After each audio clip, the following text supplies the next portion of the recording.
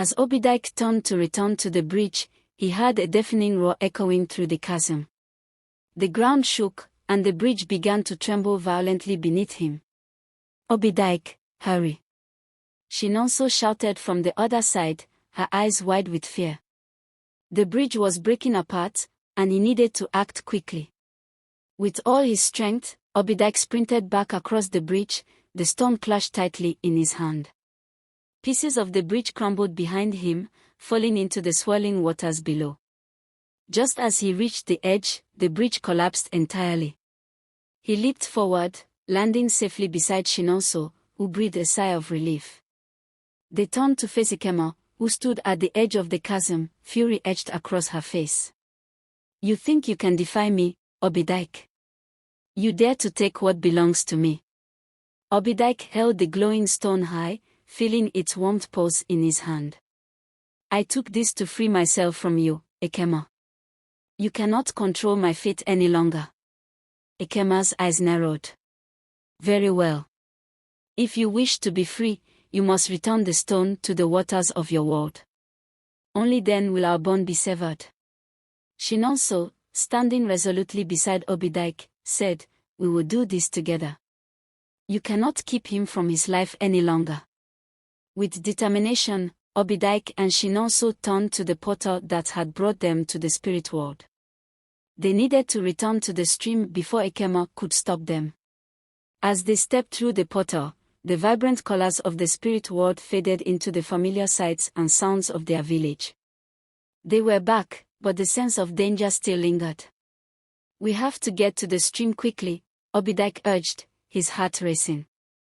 They dashed through the village, ignoring the curious stares of the villagers who noticed their faces. Arriving at Otimiri stream, they knelt by the water's edge. The stone glowed brightly in Obidike's hand, reflecting the sunlight.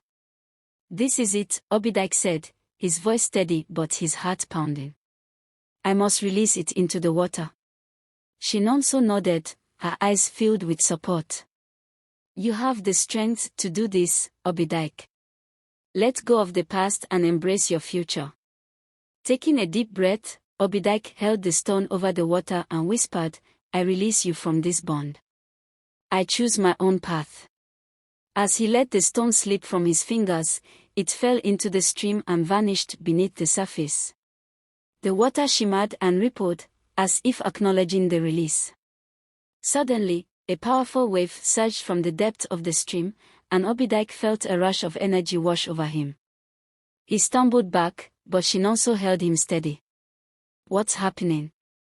Obidike shouted, feeling the wind whip around them.